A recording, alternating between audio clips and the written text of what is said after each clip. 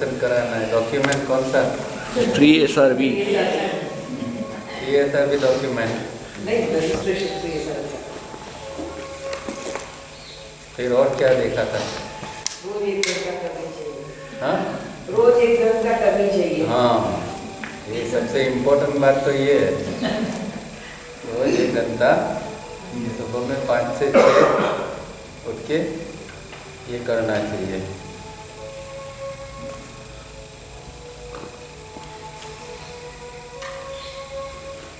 और 3 स्टेप सही माने में होता है, उसकी निशानी क्या है? 3 स्टेप भी चल रहा है, बैठ गया, इसकी निशानी क्या है? अपने पल्स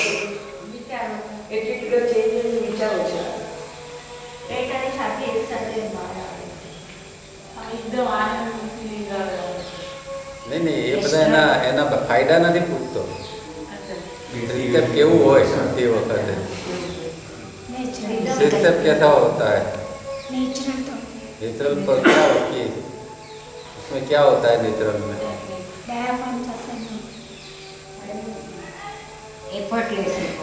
एफर्टलेस। अटेंशन देने की अब जरूरत नहीं है, न एफर्ट लगाने की जरूरत है। अब सिस्टम ऐसा चल रहा है कि हमारा ध्यान भी नहीं है, फिर भी वो चलता रहता है, विदाउट अटेंशन, विदाउट एफर्ट्स। ऐसा सिस्टम चलना चाहिए। अभी तो हमें म्यूजिक के साथ सुन सुन के करना पड़ता है, 1 2 3 5 6, 1 2 3 5 6। अब वो म्यूजिक चल रहा है तो अपने आप में जुड़ जाएगा, म्यूजिक नहीं है तो भी अपने आप में चलेगा। कि ये कैसे होगा? रजिस्ट्रेशन तो एक बात है, तो रजिस्ट्रेशन हो जाने के बाद क्या होगा? कौन सी चीज़ ऐसी है कि ये इसको फिर अपने आप में चलाने लगेगी? डायफ्राम। भी हमारा जो ब्रीदिंग चल रहा है किसके द्वारा चल रहा है? उसमें कौन सा मेन ऑर्गन है? Diaphragm and intercostal muscles and lungs, ये सब मिलके ये हमारा पूरा ब्रीदिंग सिस्टम काम करती है। अब डायफ्राम इस तरह काम करता है। जब श्वास लेते हैं तो वो डायफ्राम नीचे जाता है। डायफ्राम यहाँ एक डोम शेप के अंदर एक बड़ा सा मसल सिस्टम, ऐसा पूरा पेट को, वो पूरा एरिया को कवर करता है। और उसका फंक्शन ऐसा है, जब हम श्वास छोड़ते हैं तो डायफ्राम ऊपर जाता है। इनफैक्ट डायफ्राम ऊपर जाता है, लंग्स की ओर आता है, इसलिए लंग्स में से श्वास निकल जाता है। डायफ्राम की वजह से श्वास लेना और छोड़ना होता है। अब जब डायफ्राम ऊपर आया तो श्वास निकल गया। डायफ्राम से ऊपर आने के बाद अपने आप में धीरे धीरे नीचे जाने लगेगा। तो यहाँ अंदर एक कैविटी बनती है, इसकी वजह से बाहर की हवा अपने आप में अंदर चली जाती है। हम कहते हैं कि मैंने श्वास लिया और छोड़ा, मैंने लिया और छोड़ा नहीं है। ये एक अंदर की कंडीशन के हिसाब से अपने आप में होता रहता है।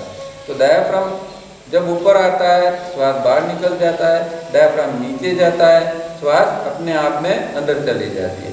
ये भगवान ने ऐसी बनाया है कि 24 घंटों अपने आप में चलता है। हम नींद में हैं, कहीं पर भी है, पर ये डायफ्राम चलता रहेगा तो हम नींद में है, फिर भी हमारा श्वास भी चलता रहेगा।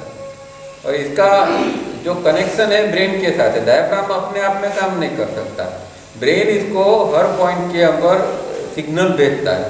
तो ब्रेन में से ज्ञान तंतु डायफ्राम के साथ जुड़े हुए हैं। वो ज्ञान तंतु के द्वारा ब्रेन उसको संदेशा भेजता है कि अभी तुझे नीचे जाना है, अभी ऊपर आना है, नीचे जाना है। तो इस तरह डायफ्राम जैसा काम करेगा वैसा ही हमारा ब्रीदिंग होगा। अब क्योंकि हमारा डायफ्राम रिदम में नहीं काम कर रहा है, इसलिए हमारा श्वास जो है वो भी गलत श्वास चल रहा है। अभी डायफ्राम थोड़ा जल्दी जल्दी काम कर रहा है। डायफ्राम को काम करना किस तरह से? 1 2 3 5 6 में डायफ्राम को काम करना चाहिए। 1 2 3 5 6, 1 2 3 5 6, इस तरह डायफ्राम को काम करना चाहिए 5 सेकंड तक का। अब डायफ्राम इस तरह जरा जल्दी काम करता है तो 2 सेकंड में श्वास लिया, 2 सेकंड में छूट गया। और ये डिपेंड करता है हमारा state of mind and state of emotion के ऊपर। अगर गलत विचार अंदर आ गया तो डायफ्राम और जल्दी चला, अंदर गुस्सा आ गया तो एकदम फास्ट चलने लगेगा। तो स्टेट ऑफ माइंड और स्टेट ऑफ इमोशन के हिसाब से डायफ्राम हमेशा चलता रहता है। अभी हमने डायफ्राम को स्टेडी बना लिया तो स्टेट ऑफ माइंड और स्टेट ऑफ इमोशन भी स्टेडी बनेगा, फिर गुस्सा आएगा नहीं। और गुस्सा आएगा तो भी डायफ्राम इसको कंट्रोल कर लेगा, क्योंकि डायफ्राम स्टेडी है तो वो गड़बड़ नहीं कर सकता माइंड एंड ब्रेन। पर डायफ्राम खुद में अगर फ्लक्चुएट होता है तो माइंड एंड ब्रेन भी फ्लक्चुएट हो जाएगा, या माइंड एंड ब्रेन फ्लक्चुएट होता है तो डायफ्राम फ्लक्चुएट, वाइस वर्सा उसकी इफेक्ट है। तो डायफ्राम इतना इम्पोर्टेंट मसल से उसको ही ट्रेन करना है 3 स्टेप रिदमिक ब्रीदिंग में, और कुछ नहीं है। अगर वो 1 2 3 5 6 में काम करना लगेगा तो 24 घंटों हमारा 3 स्टेप ये डायफ्राम के मुताबिक होता रहेगा। तो ये हम रोज प्रैक्टिस कर रहे हैं इसकी। और रजिस्ट्रेशन की बात थोड़ी अलग है, वो अभी आगे आएगी। तो यहाँ तक हमने देख लिया था, आगे यहाँ भी डायफ्राम की बात आएगी। Now we shall be register a process in the unconscious but consciously, so that it is registered as a natural process. तो ये कल भी देखा था हमने कि अनकॉन्शियस के अंदर हम कॉन्शियसली, मतलब जो प्रैक्टिस कर रहे हैं वो कॉन्शियसली कर रहा है, और एरिया जो है वो अनकॉन्शियस है या सबकॉन्शियस है, वहाँ तक हमें रिदम को अंदर डालना है।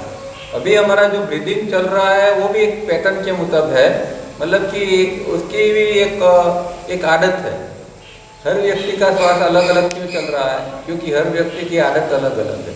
तो हर व्यक्ति का जैसी आदत होगी डायफ्राम चलाने की, इस तरह का ही चलेगा। मतलब कि किसी का माइंड भी, हर व्यक्ति का माइंड एक समान नहीं होता है।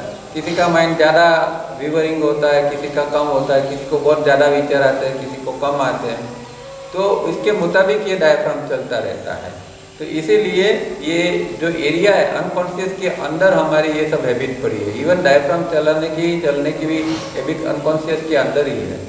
तो हम ये जब ब्रीदिंग करते हैं तो वो कॉन्शियसली करते हैं ताकि ये अनकॉन्शियसली के अंदर नई एक हमें हैबिट फॉर्म कर सके, या दूसरी भाषा में कहे तो एक नई मेमोरी पैटर्न बनाते हैं, जो ये रिदमिक ब्रीदिंग की मेमोरी पैटर्न है। So that it is registered as a natural process.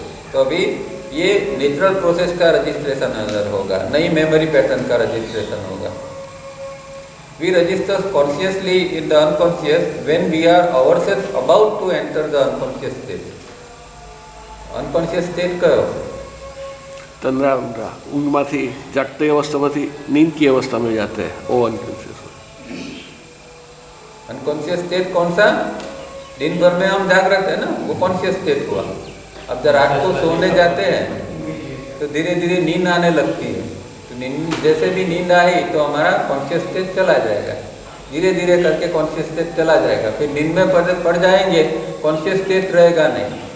फिर बाहर क्या हो रहा है, रूम में क्या हो रहा है, हमें पता नहीं लगेगा, कॉन्शियस स्टेट चला गया अभी। इसका मतलब ऐसा नहीं कि हम बेहोश हो गए, पर नींद के अंदर हम चले गए। तो शरीर का जो संभाल है वो तंत्र लेता है, बाकी हमारी 5 इंद्रिय जो काम कर रही है, कान से सुनना, आँख से देखना, ये सब 5 इंद्रियों का काम करना बंद हो जाता है जब नींद में होते हैं।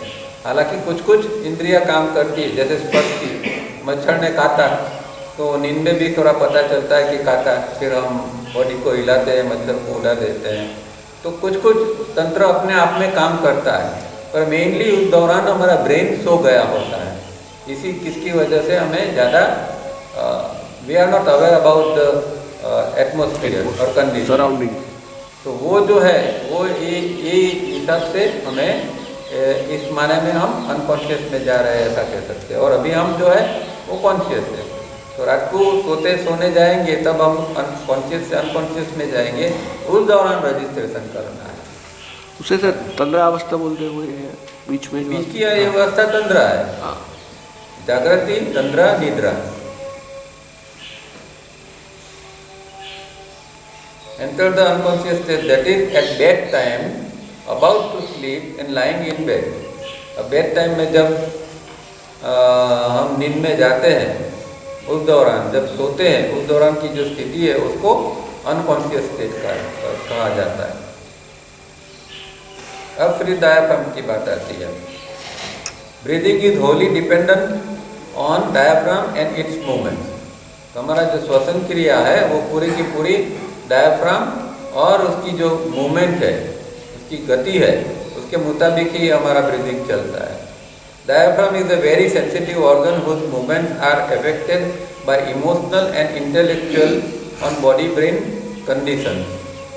तो डायफ्राम ऐसा एक सेंसिटिव ऑर्गन है कि जिसकी असर हमारा इमोशनल और इंटेलेक्चुअल जो स्टेट है उसके ऊपर पड़ती है, इंटेलेक्चुअल और इमोशनल कंडीशन हमारी। मतलब कि डायफ्राम चल रहा है इसलिए इस तरह आपका इमोशनल और इंटेलेक्चुअल स्टेट बनता रहेगा। अगर डायफ्राम स्मूथली चल रहा है, आराम से चल रहा है, तो आपका इमोशनल और इंटेलेक्चुअल जो स्टेट है वो इस तरह बनेगा। अगर डायफ्राम जल्दी जल्दी चल रहा है तो आपका जो माइंड है या आपका इमोशनल और इंटेलेक्चुअल जो स्टेट है वो भी ऐसा थोड़ा गड़बड़ वाला हो जाएगा। जब हम कंफ्यूज होते हैं तो माइंड कैसा हो जाता है। अब जैसा कंफ्यूजन हुआ इस तरह डायफ्राम भी फिर उसी तरह काम करने लगेगा, वो स्मूथली नहीं करेगा, वो अटक अटक के काम करेगा, रुक रुक के काम करेगा। तो ये जो है डायफ्राम और हमेशा स्टेट ऑफ माइंड जो है एक इंटर रिलेटेड है। And in that case its movements become irregular and thus breathing becomes irregular, and in turn the body brain system is affected by the irregular movements of the diaphragm. तो diaphragm की गड़बड़ होती है तो ये जो है हमारा ब्रेन और माइंड जो है वो गड़बड़ से काम करता है। अगर ब्रेन और माइंड के अंदर गड़बड़ होती है तो डायफ्राम, जैसे कि गुस्सा आया तो गुस्सा आया तो माइंड के अंदर गुस्सा तो आया, तो जैसे गुस्सा आया तो डायफ्राम से अपनी गति बदल लेगी, और किसी कारण हमने डायफ्राम की गति बदल ली तो हमारा माइंड का भी बदल। जैसे कि हम 3 स्टेप करते हैं तो 3 स्टेप में हमने डायफ्राम की गति बदल ली, हमने डायफ्राम को स्मूथ कर लिया, तो हमारा ब्रेन और माइंड जो है वो भी स्मूथ हो जाए। तो ये इस तरह वो इंटर रिलेटेड है। तो काम करना है डायफ्राम, क्योंकि ब्रेन और माइंड के ऊपर हम काम नहीं कर सकते। मैं मेरे माइंड को सुधार नहीं सकता, मैं डायफ्राम की गति को सुधार सकता हूँ। मुझे गुस्सा आता है तो आता है, मैं लाचार हूँ। हमारी ये हालत है, जो भी कोई हमारी जो वीकनेस होती है वो जब आती है वी आर हेल्पलेस, कुछ नहीं कर सकते। गुस्सा है या और कोई भी नेगेटिव इमोशंस है वो आता है तो हम उसके साथ में बह जाते हैं, हम उसको रोक नहीं सकते। पर हम एक ही काम कर सकते हैं कि उस दौरान अगर हमने ब्रीदिंग को रिदमिक बना दिया, मतलब कि डायफ्राम को रिदमिक बना दिया, तो जो गुस्सा आ रहा है उसको हम रोक सकते हैं। तो डायफ्राम जो है वो कंट्रोलिंग फैक्टर है। ये एक बहुत इम्पोर्टेंट एंड साइंटिफिक चीज़ है।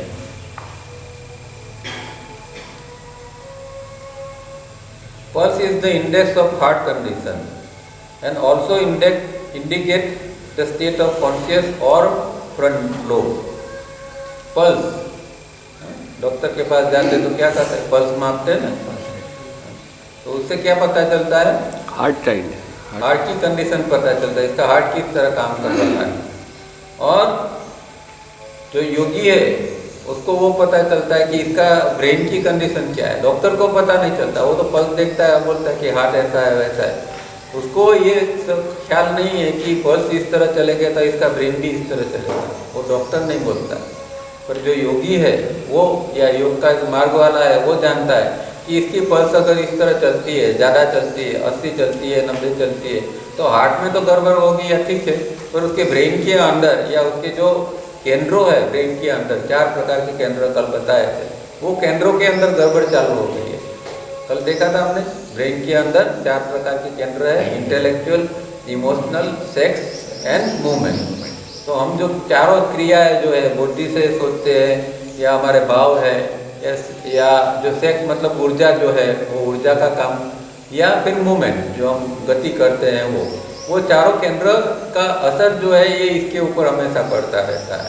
तो डायफ्राम जिस तरह चलता है इस तरह इसके ऊपर पड़ता है, और पल्स भी जो है वो डायफ्राम किस तरह चल रहा है इस तरह हमारे पल्स चलेगी। मतलब डायफ्राम स्मूथली चल रहा है तो हमारे पल्स जो है वो स्लो होती है। नॉर्मल पर्सन की पल्स रेट क्या होता है, 72 होता है, और योग की दृष्टि से कितना होना चाहिए, 68 to 50 होता है। पर 60 एक अगर सही ढंग से आपका 3 स्टेप होता जाएगा तो आपका 72 से डाउन होके फिर 60 तक आपकी पल्स जाती है, और वो भी फिर भी आप हेल्दी है, समझो कि 60 पल्स जो है वो कदाच मेडिकल टर्म से वो बोलेगा कि ये तो थोड़ा गलत है, आपकी स्लो हो रही है, पर योग की कंडीशन से अच्छा है, क्योंकि उसका मतलब ये है कि आपका दिमाग शार्प हो रहा है, आपका डायफ्राम स्मूथली चल रहा है। तो योग के अंदर ये देखा जाता है कि इसकी पल्स रेट कितनी डाउन हो रही है, 60 तक जा सकती है और वो आइडियल है। जितनी ज़्यादा होगी इसका इतना माइंड ज़्यादा चलता रहेगा। तो ये कॉन्शियस और फ्रंट लोब जो है उसके अंदर हमारे ये 4 केंद्र आए हैं और पल्स से हमें ये भी पता चलता है कि ये चारों IESM केंद्रों की स्थिति क्या है। In fact, the diaphragm, the heart, the pulse beat and the conscious front brain lobe are intricately interconnected, one affecting the other. तो यार ये चारों चीज़ जो है वो एक दूसरे के साथ जुड़ी हुई है। कौन सी? डायफ्राम, हार्ट, पल्स बीट और कॉन्शियस ब्रेन, यहाँ के केंद्र, ये चारों इंटरलिंक है। एक के अंदर गड़बड़ आएगी तो सबके अंदर गड़बड़ आएगी। एक अगर सही ढंग से चलेगा तो सब सही ढंग से चलेगा। ये इंट्रिकेटली ये जुड़े हुए हैं, अंदर से इंटरकनेक्टेड है। तो हमको एक ही चीज़ को सुधारना है, सब सुधर जाएगा। और हमको सुधारना है डायफ्राम के ऊपर काम करेंगे तो हार्ट बीट और कॉन्शियस ब्रेन ये सब अच्छी तरह काम करना चालू कर देगा। ये एकदम साइंटिफिक चीज़ है। ये ऐसा नहीं है कि भाई 3 स्टेप करो, आपको बोल दिया कि भाई करो ना आपको लाभ होगा, ऐसा नहीं। ये क्यों लाभ होगा, किस तरह होगा, ये पेपर के में अंदर बताया गया है, जिससे हमें विश्वास रहते कि हाँ ये करने की चीज़ है, ये साइंटिफिक चीज़ है। In ancient yoga practices, it was observed that breath and thoughts were related. कौन सी 2 चीज़ों का संबंध है? श्वास और विचार, श्वास और विचार का। और ये हमें हमेशा ऑब्जर्व करना चाहिए। हम हमारे अंदर ये किस तरह काम कर रहा है कभी भी ऑब्जर्व नहीं करते। कभी आपने देखा है कि भाई मेरा श्वास किस तरह चल रहा है, तो मेरा हिस्सा श्वास है, तो मेरा विचार किस तरह चल रहा है, या मेरे विचार के अंदर हम ना अभी उद्वेग है, अभी हम मेरे विचार के अंदर ज़्यादा कुछ गड़बड़ है, तो मेरा श्वास किस तरह चल रहा है, कभी भी हम ये देखते नहीं हैं। तो साधक जो है उसको तो हमेशा ये ऑब्जर्व करना चाहिए कि भाई मेरा श्वास किस तरह चल रहा है, इस तरह श्वास चलता है, इस तरह ब्रेन भी चल रहा है, या मेरे ब्रेन के अंदर गड़बड़ कुछ चल रही है तो मेरा श्वास कैसा हो गया। तो आपका सेल्फ स्टडी होगा। तो ये हमें करना है। और ये ऋषि मुनियों ने पहले से धुन लिया था हजारों साल पहले कि व्यक्ति का श्वास और जो उसके विचार है उसको बहुत गहरा संबंध। श्वास बिगड़ेगा तो विचार बिगड़ेगा, श्वास सुधरेगा तो विचार सुधरेगा। From this flowed the ancient knowledge called स्वर नादी शास्त्र, the relation between breath and pulse. ये स्वर नादी शास्त्र बहुत पुराना शास्त्र है, मतलब वो कोई ग्रंथ है ऐसा नहीं है, पर वो एक सिस्टम है। वो एक सिस्टम है श्वास से रिलेटेड। स्वर का मतलब श्वास और नाड़ी का मतलब पल्स। तो श्वास और नाड़ी क्या क्या संबंध है, इसके बारे में जो प्राचीन ऋषि मुनियों ने जो संशोधन किया था 2500 साल पहले, और उसमें से जो शास्त्र निकला, उसमें से जो सिस्टम निकली, उसको स्वर्ण नाड़ी शास्त्र कहते हैं। और ये 3 स्टेप रिदमिक ब्रीदिंग जो है वो स्वर्ण नाड़ी शास्त्र का है, क्योंकि उन लोगों ने देखा था कि भाई अगर ये रिदम के ऊपर 1 मिनट में 12 बार श्वास चलाते हैं तो ब्रेन की कंडीशन कैसी बनती है। तो वो जो उन्होंने धुन निकाला उसके ऊपर ये स्वर्ण नाड़ी शास्त्र का था। इसीलिए ये 3 स्टेप रिदमिक ब्रीदिंग स्वर्ण नाड़ी शास्त्र से आया हुआ ब्रेथ है। As the thoughts were, it affected the state of breath and vice versa. क्या कहते हैं? As the thoughts were, it affected the state of breath and vice versa. जैसा आपका थॉट है ऐसा आपका विचार है, जैसा आपका विचार है ऐसा आपका श्वास है, श्वास विचार। जिस तरह आपका श्वास है इस तरह आपका विचार चल रहा है, जिस तरह के आपके विचार है इस तरह आपका श्वास चल रहा है। It was also observed that breath could be from 4 to 21 fingers short or long, that it could be hot or cold, that it could be moist or dry, and it could be from 14 to 36 breath a minute. ये combination है। हमें तो कुछ पता नहीं, हमें खाली इतना पता है कि भाई मेरा श्वास चल रहा है। अब श्वास कैसा होता है ये हमारे ऋषि मुनियों ने ऑब्जर्व किया था कि श्वास ड्राई भी हो सकता है, मॉइस्ट वाला भी हो सकता है, मतलब गीला है कि सूखा है, या वो गर्म श्वास है या ठंडा श्वास है, वो श्वास लंबा है या छोटा है। ये स्वर्णादि शास्त्र के श्वास है। और उसके अंदर से 24 प्रकार के श्वास बनते हैं, जिसके अंदर किसी व्यक्ति का श्वास लंबा चल रहा है, किसी का कम चल रहा है, और एक ही व्यक्ति का, किसी व्यक्ति एक ही है पर उसका कभी शॉर्ट भी श्वास चल सकता है, कभी लंबा भी श्वास चल सकता है। तो short and long, hot and cool and dry and moist, इस प्रकार से कॉम्बिनेशन बनता है। अब इसके अंदर इन लोगों ने ये देखा कि जब हमारा श्वास शॉर्ट मतलब छोटा श्वास चल रहा है और वो गर्म है और मॉइस्ट है, वार्म है, वो गर्म भी है और मॉइस्ट मतलब वो गीला है, ये तीन चीज़ होती है, तब माइंड खतरनाक बन जाता है। आपका ऑब्जर्वेशन करोगे कि जब आपको बहुत गुस्सा आता है या कोई बहुत नेगेटिविटी आएगी तो आपका श्वास का ऑब्जर्वेशन करोगे तो आप देखोगे कि श्वास छोटा हो गया, मतलब जल्दी जल्दी श्वास लेना पड़ता है, अभी निकला नहीं और फिर जाता है, निकला नहीं और फिर जाता है, तो श्वास हो गया शॉर्ट। शॉर्ट इस माने में कि इसकी लेंथ कितनी है, हम जल्दी जल्दी श्वास लें। वो दूसरा लक्षण ये है कि वो हॉट होगा, आप ऐसे फील करोगे तो फील होगा कि ये यहाँ एक गर्म फील हो रहा है। और तीसरा वो जो है श्वास के अंदर मॉइस्ट होगा, वो श्वास के अंदर गीलापन होगा। ये तीन चीज़ का जब श्वास हमारा मेरे ब्रेन या माइंड गलत रूप से चलता है तो इस तरह का श्वास चलता है।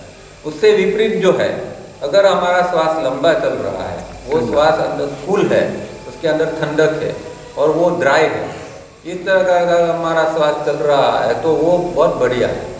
तो हमें ये करना है, ये ऑब्जर्वेशन में आना चाहिए कि हमारा श्वास जो है इस तरह चलना चाहिए, श्वास का लंबा। इसलिए यहाँ का ना 14 to 21 उसकी जो लेंथ बताई कि 4 फिंगर to 21, ये इस तरह माप है। ये यहाँ से ये 4 अंगल, ये 8 अंगल, इस तरह 4 अंगल से लेके 21 अंगल तक उसकी लेंथ बनती है। अब श्वास जब शॉर्ट बन जाता है तो ये छोटा यहाँ से आया और निकला, मतलब 4, 5 या 6 अंगल का ही होगा। जब श्वास लॉन्ग होगा तो नीचे तक जाएगा, तो वो अच्छी निशानी है। इसलिए 4 to 21 उसका फिंगर्स बताए हैं। और उसके अंदर ये जो है वो उसकी कुल इफेक्ट होनी चाहिए। और तीसरा वो श्वास ड्राई होना चाहिए। तो हम अपने आप में भी ये सब ऑब्जर्व कर सकते हैं और पता लगा सकते हैं कि हमारा अंदर की क्या है, अंदर गड़बड़ की स्थिति है या अंदर शांति की स्थिति है। कोई व्यक्ति बाहर से शांत दिखाई देता है, इसका मतलब ये नहीं कि वो अंदर से भी शांत है। और उसका श्वास किस तरह चल रहा है उससे पता चलता है कि ये श्वास इसका इस तरह चल रहा है तो डेफिनेटली उसके अंदर गड़बड़ चल रही है। और जो पुराने ऋषि थे वो दूर से ही किसी का श्वास देख के पता लगा देते थे। जो योगी होते हैं उसको कोई छूने की जरूरत नहीं पड़ती है, वो दूर से भी श्वास देख सकता है और उसको पता चल सकता है कि अगर ये इसका श्वास इस तरह चल रहा है तो इसका माइंड डेफिनेटली इस तरह चलता होगा।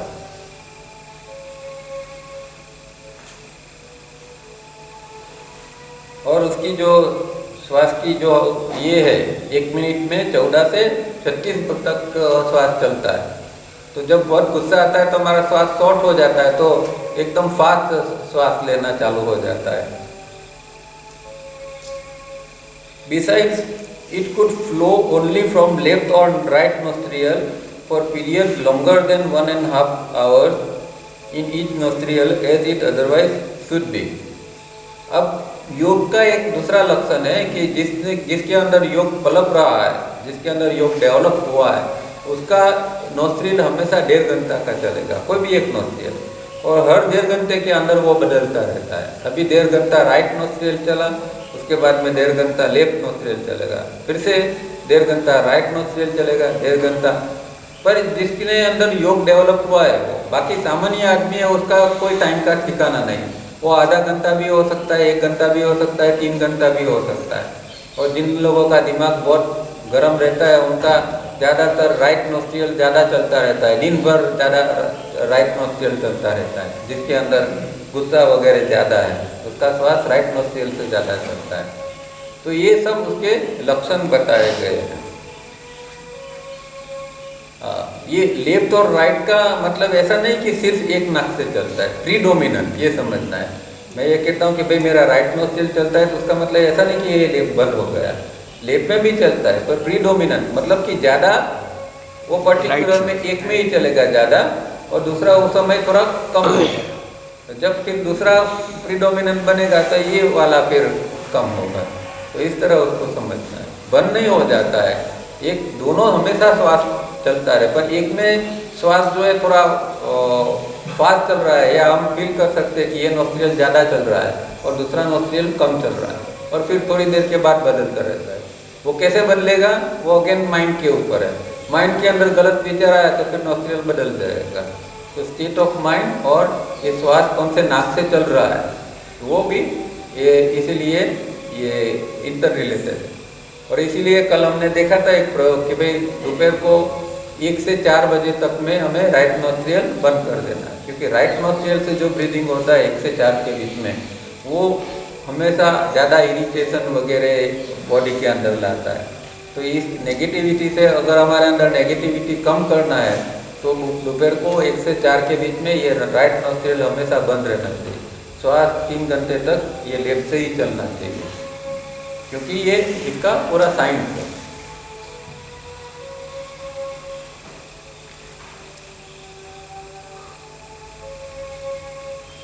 The permutation and combination of this type of breath disclose: A.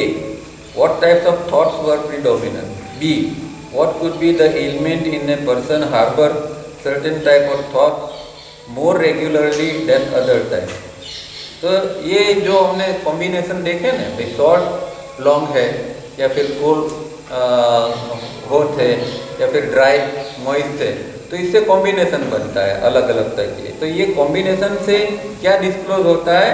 पहली बात थी कि what types of thoughts were predominant. तो कॉम्बिनेशन में मैंने अभी बताया कि अगर श्वास शॉर्ट है, गर्म है और ये मॉइस्ट वाला है, तो उसका जो है वो थॉट की एक अलग टाइप की पैटर्न होगी। अगर श्वास जो है हमारा लंबा चल रहा है, वो ड्राई भी है और कूल है, तो उसकी जो है इफेक्ट अलग चलेगी। तो what type of thoughts were predominant, ये इससे पता चलता है कि भाई श्वास किस तरह चल रहा है, इस तरह हमारा थॉट चल रहा है। दूसरा, what could be the element in a person harbour certain types of thoughts more regularly than other. अब जिस तरह आपका श्वास भी गलत चल रहा है, इस तरह आपके बॉडी के अंदर एलिमेंट भी इस तरह आएगा। ये देखो कितनी खतरनाक चीज़ें हैं कि अगर श्वास आपका गलत ढंग से चल रहा है तो आपके बॉडी के अंदर फिर इस तरह के डिसीज आएंगे, क्योंकि गलत श्वास चल रहा है, गलत माइंड चल रहा है, तो फिर बॉडी कहाँ से बचेगी? फिर बॉडी के अंदर निश्चित रूप से कुछ ना कुछ डिसीज, उसके रिलेटेड डिसीज आ ही जाएंगे। तो बहुत सारे ऐसे डिसीज है जिसको साइंस इसको साइकोसोमेटिक डिसीज कहते हैं। साइकोसोमेटिक मतलब माइंड का प्रभाव जो शरीर के ऊपर पड़ता है और उसके कारण जो डिसीज होते हैं। और बहुत सारा लंबा लिस्ट है, कई किताबों के अंदर आप देखोगे कि साइकोसोमेटिक डिसीजेस क्या है। हम जिसको नॉर्मल समझते हैं, ऐसे बहुत सारे डिसीज जो है वो साइकोसोमेटिक की कैटेगरी के अंदर आते हैं। तो साइकोसोमेटिक डिसीज के अंदर बेसिकली तो उसका श्वास गलत चल रहा है, इसलिए उसकी साइक गलत है, और साइक गलत है इसलिए इसका बॉडी में भी गलत फिर एलिमेंट्स आ जाते हैं। इस तरह इसका संबंध है।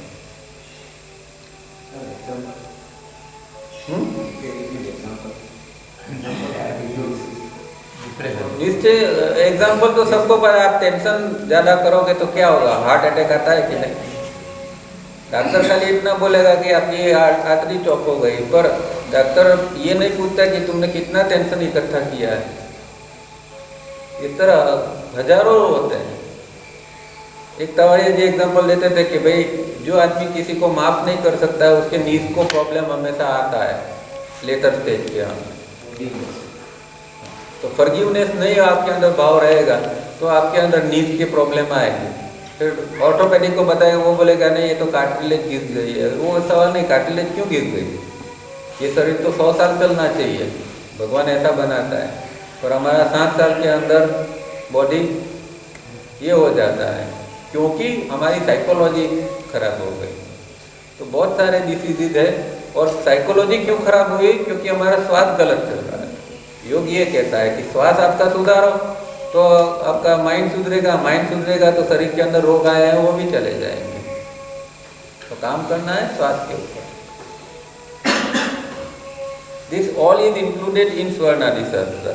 तो ये सब जो है विचार और इसका संबंध और कौन से रोग आते हैं ये सब स्वर्णादि शास्त्र का विषय है। तो intensity chart is part of this शास्त्र। अब तावरिया जी ने इसके ऊपर से पूरा एक इंटेंसिटी चार्ट बनाया है और उसका एक पूरा शास्त्र है जो उनकी दूसरी किताब है इनर डिसिप्लिन नाम की, गुजराती में जिसको आंतरिक अनुशासन कहते हैं। इसमें ये बताया है कि आपको आपका कौन सा विचार चल रहा है इससे आपको ये डिसीज होगा। वो चार्ट ये बताता है कि अगर आपका इस तरह का थॉट चल रहा है, आपके थॉट के अंदर मानो कि कुछ गड़बड़ी है या हमेशा एक गुस्सा चल रहा है कि कुछ अंदर एक कोई पर्टिकुलर टाइप के आपके विचार है, तो उसके मुताबिक ये पर्टिकुलर टाइप का डिसीज आएगा। और ये बहुत लंबा उन्होंने चार्ट बनाया है और ये केंद्रों के ऊपर है, IESM केंद्रों के मुताबिक होता है कि आपके अंदर इमोशन ज़्यादा है और पर्टिकुलर टाइप का इमोशन ज़्यादा है, तो पर्टिकुलर टाइप का इमोशन के रिलेटेड कौन सा डिसीज है। तो अगर आपका इमोशन ऐसा है तो आपको ये रोग होने की संभावना है, या आपके अंदर कोई ये रोग ऑलरेडी आ चुका है तो आप उसको देखेंगे तो पता चलेगा कि आपके अंदर क्या विचारों में खामी है या आपके अंदर कौन सा इमोशन के अंदर गड़बड़।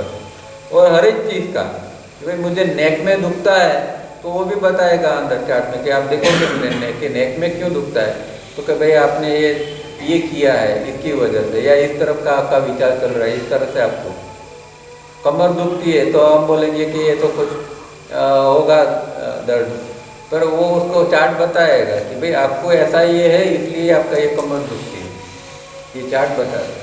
और उसके साथ में फिर इंटेंसिटी होती है। इंटेंसिटी मतलब ऊर्जा कितनी आपके अंदर है, प्लस और माइनस, उसको इंटेंसिटी कहते हैं।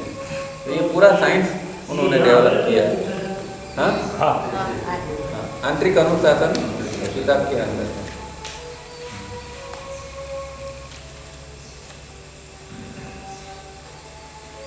It was also found that controlling thoughts and brain was not only difficult but was impossible. ये तो हमारा सबका अनुभव है। क्या ज्ञान नहीं है, विचार पकड़ नहीं सकता, विचार पर कंट्रोल नहीं, मैं कहता था ज्ञान नहीं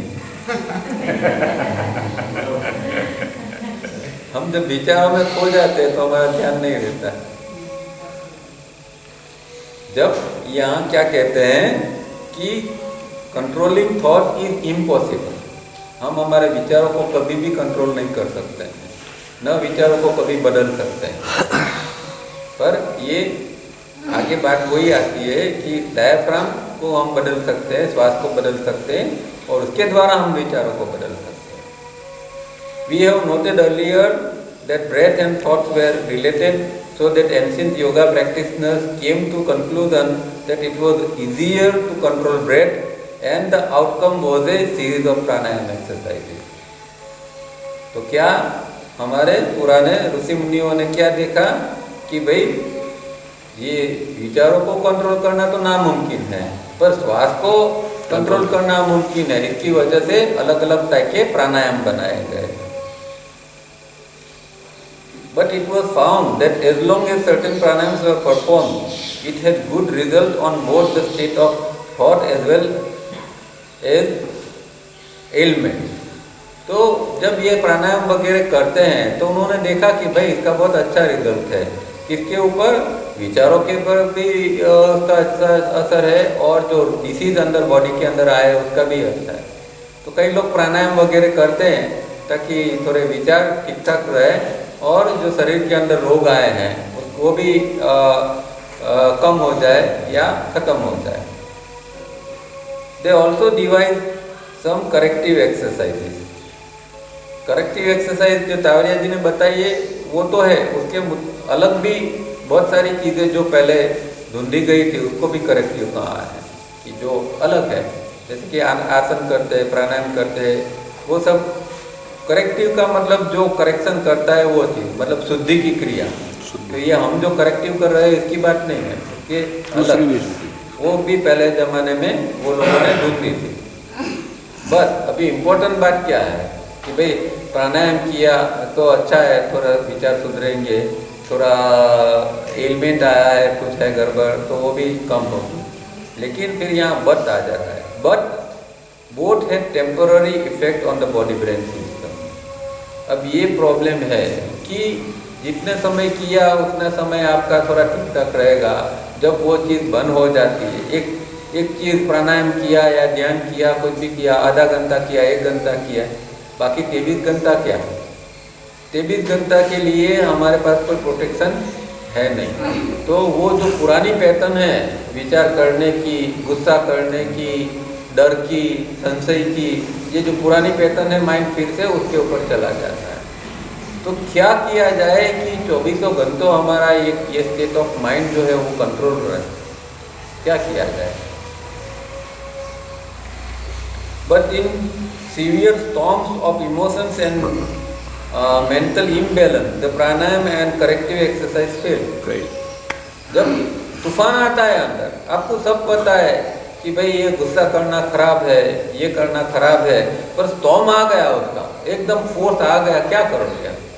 आपका प्राणायाम भी काम नहीं करेगा, आपकी करेक्टिव भी काम नहीं करेगी, कुछ काम नहीं करेगा। Much one-pointed thoughts made them decide that there must be a rhythmic type of breathing that would not be an exercise but a proper and correct way of breath. तो फिर उन्होंने वन पॉइंटेड थॉट मतलब कि उसके ऊपर ज़्यादा विचार किया कि तो क्या किया गया है, बाकी जो 23 बाकी के जो आवर्स है, 1 घंटा कर लिया, बाकी के 23 आवर्स है, उसमें किस तरह ये हम प्रोटेक्ट रह सकते हैं कि ये गुस्सा ना आए, दूसरी वीकनेस ना हमारे ऊपर हावी हो जाए, क्या किया जाए? तो उन्होंने देखा कि एक पर्टिकुलर टाइप का रिदमिक ब्रीदिंग अगर 24 घंटे हो सकता है तो हमें 24 घंटा प्रोटेक्शन मिल सकता है।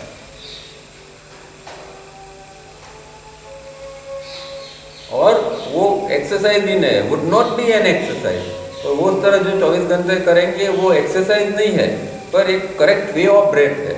मतलब 24 घंटा एक करेक्ट वे में हमारा श्वास चलता रहेगा।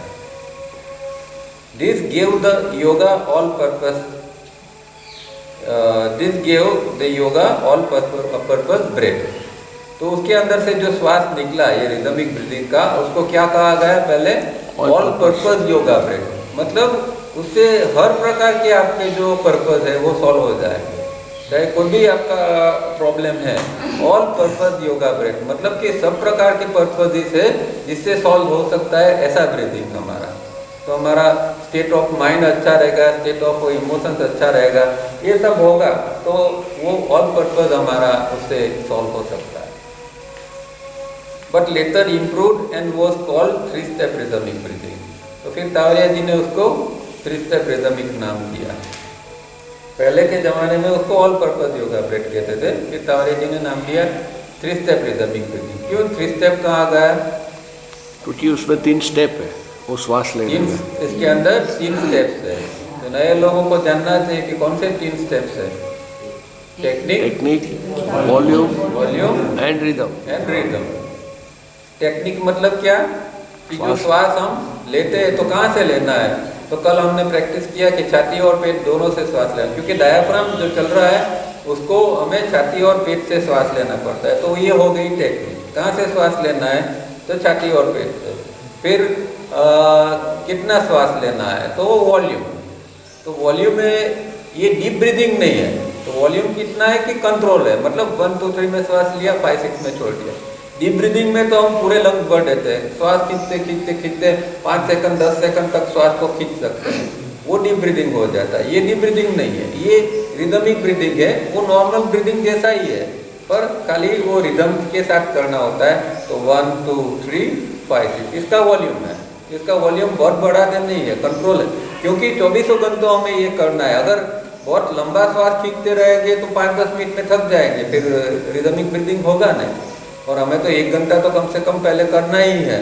तो ये रिदमिक ब्रीदिंग हो सकता है कि इसके अंदर वॉल्यूम हमारा कंट्रोल। और तीसरी बात रिदम। तो कौन सी रिदम है कि जिसके अंदर हम ये 1 2 3 5 6 है, जो ये रिदम है, ये नेचर की रिदम है। और सावरी जी कहते हैं कि जो समंदर के अंदर जो लहरें उठती है ये इसी तरह उठती है। समंदर में आप मीट सी में देखोगे तो ये 1 2 3 इस तरह वेव आता है, 5 6 में नीचे उतर जाता है। तो नेचर की रिदम हमारे ऋषि मुनियों ने ली है। तो हम श्वास जो लेते हैं ये आर्बिट्ररी या आर्टिफिशियल ये नहीं है, ये कोई किसी ने बनाई नहीं है रिदम। ये कुदरत के अंदर किस तरह रिदम चलती है ये हमारे ऋषि मुनियों ने देखा। तो वो रिदम समुद्र के अंदर दिखाई देती है कि इस तरह वेव्स चलते हैं।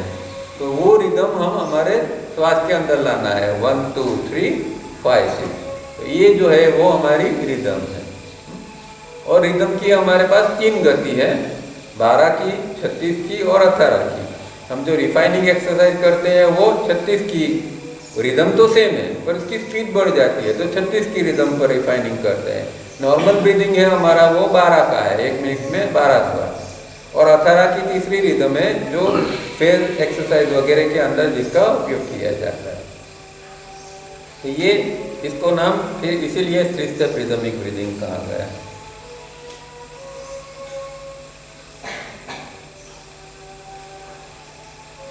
It was realized that the diaphragm was therefore the most important organ to be taken care of.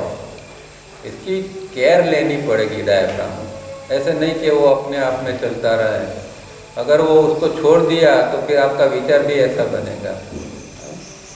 ये बहुत यहाँ अगत्य की बात है, most important organ to be taken care of, उसकी केयर लेना ही पड़ेगा। इसको एक आपको पर्टिकुलर रिदम से ही चलाना पड़ेगा। वो अपने आप में चलेगा तो फिर आपके विचार भी ऐसे ही होंगे। To make it natural breath, they realized that this new breath must become a habit, and to make it a habit, it must be made a mind pattern that is to be registered in memory pool. तो ये भी ऋषि मुनियों ने देखा कि भाई इसको ये न्यू ब्रीदिंग जो है ये टेक्निक है उसको हैबिट बनाना पड़ेगा, क्योंकि हमारा ये पुराना जो श्वास अभी चल रहा है वो भी एक हैबिट से चल रहा है। अभी हमारा कोई श्वास के ऊपर ध्यान नहीं है फिर भी श्वास 24 घंटा चलता है, तो कोई पर्टिकुलर एक हैबिट के कारण वो चलता है। इसी तरह हम नया श्वास भी हम इसकी नई हैबिट फॉर्म कर सकते हैं और हम नया श्वास हम चला सकते हैं। और वो मेमोरी पुल जो मतलब कि मेमोरी जहाँ रहती है उसके अंदर उसको रजिस्टर करना पड़ता है। उसको रजिस्टर करके वहाँ मेमोरी के अंदर डाल देना पड़ता है, तो वो मेमोरी बन जाएगी। फिर वो मेमोरी के हिसाब से हमारा फिर ब्रीदिंग चलता रहेगा। There are 2 practices or methods, and together they enable us to register in the unconscious brain or memory pool a new memory pattern to become a new habit. तो ये हमें इस तरह इसकी मेथड करनी है कि किसके द्वारा हम इसको अनकॉन्शियस में या मेमोरी पूल के अंदर इसको रजिस्टर कर सके और नई हैबिट बना सके। अब ये क्या करना है ये बताते हैं कि ये जो टेक्निक है क्या करना है हमें कि इसकी हमारे अंदर मेमोरी पैटर्न बन जाए। ये सबसे इम्पोर्टेंट पार्ट अभी ये है कि रजिस्टर क्या करना है, हकीकत में क्या करना है जो रजिस्टर हो जाए और हमारी हैबिट बन जाए। तो ये पार्ट यहाँ बताया है। तो उसके अंदर ये टेक्निक को 2 पार्ट में डाल दिया है। एक बात तो हमने देख लिया कि रात को सोते समय करना है, एक पहली बात तो ये हुई। अब सोते समय क्या करना है, तो ये 2 पार्ट के अंदर है, ये चीज़ यहाँ अभी आगे बता रहा है। In fact there is method 2 followed by method 1। तो 2 प्रकार की मेथड है, पहले दूसरी मेथड को करना है, बाद में पहली मेथड को करना है। In fact there is a method 2 followed by method 1, but for the first 15 to 20 days we practise method 2 and then do both. तो पहले दूसरी मेथड, अभी दूसरी मेथड क्या है वो आगे आएगी। तो पहले दूसरी मेथड करना है 15 से 20 दिन के लिए, उसके बाद में दोनों मेथड पहली और दूसरी दोनों करना है। अभी ये सस्पेंस रखते हैं, ये बात करते रहते हैं, क्या करना है ये बताते नहीं है। That is begin with method 2 followed by method 1. Both the methods are tapped along with the rhythm of music which is synchronized with the rhythm of 3-step rhythmic breath 12 per minute.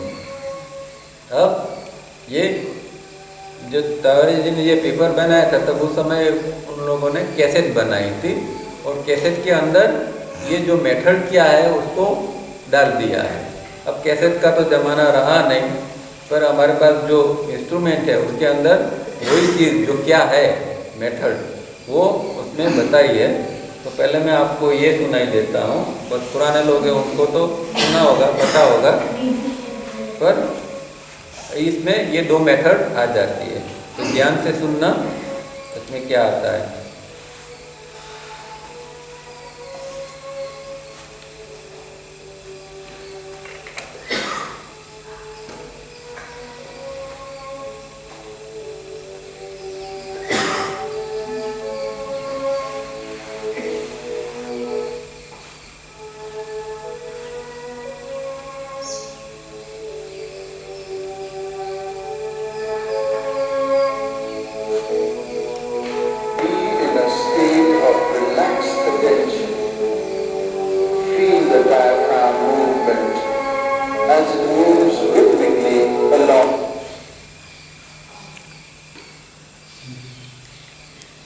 Battery गई, सब battery जाने वाली and let the rhythm sink into your system. Synchronize the movement of the diaphragm, breath, and the rhythm with the music.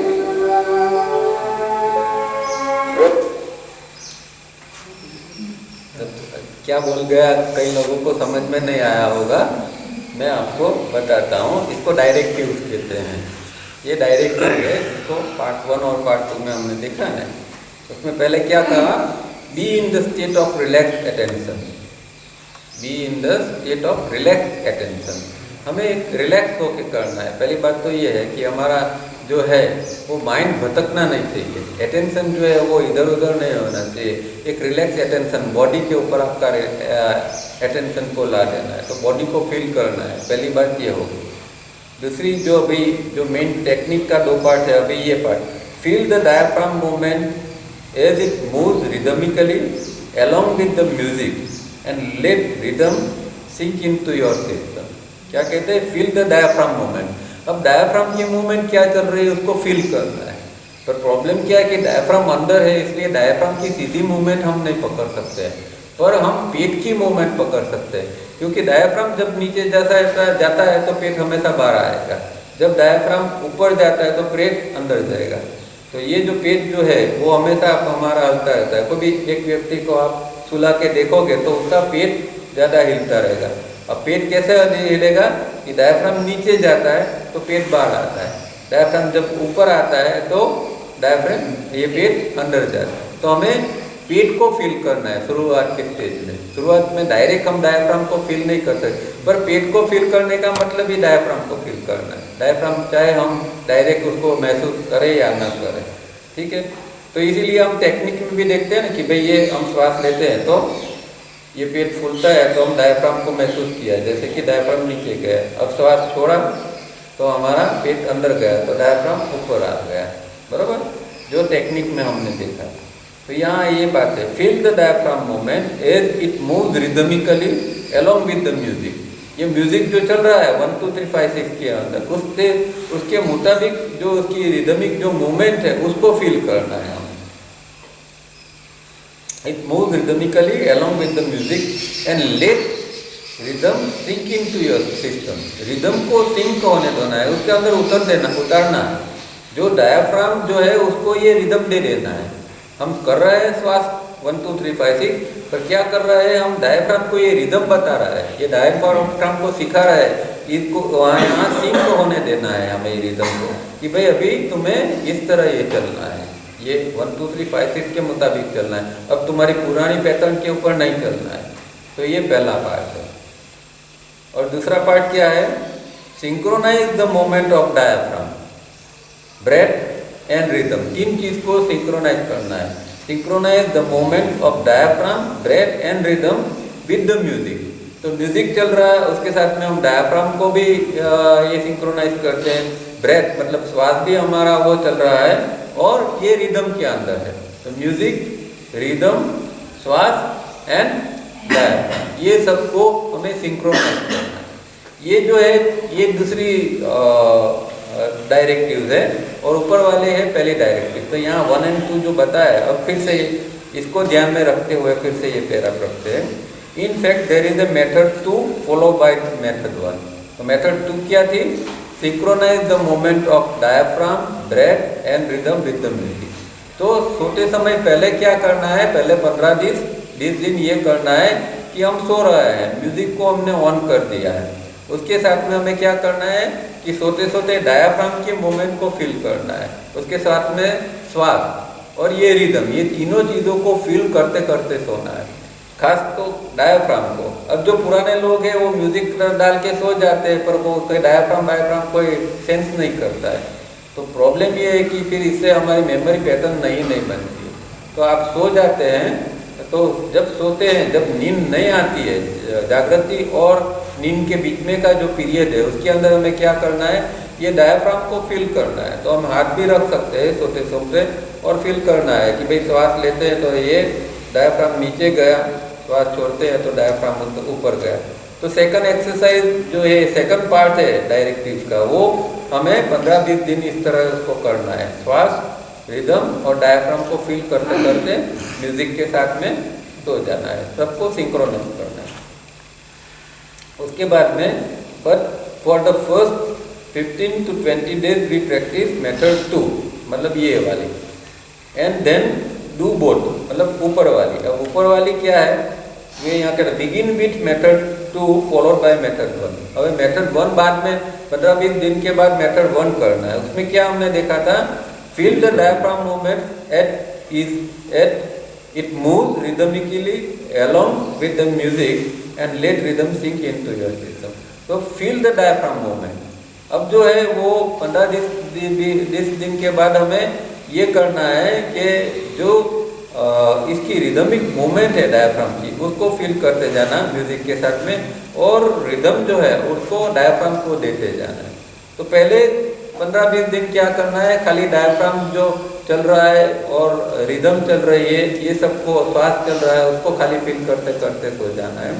उसके बाद में 15-20 दिन के बाद में ये तो करना ही है। उसके बाद में फिर ऐड करना है feel the diaphragm movement as it move rhythmically. अभी ये फील करना है कि डायफ्राम एज इट मूव, वो डायफ्राम रिदमिकली मूव कर रहा है, इसकी एक फीलिंग लेनी है सोते सोते along with the music. Music के साथ में वो ये हो रहा है, इसकी फीलिंग लेनी है और उसके मुताबिक वो रिदम हमें डायफ्राम को देते जाना है, सिंक होने देना है, उसके अंदर उतरना है।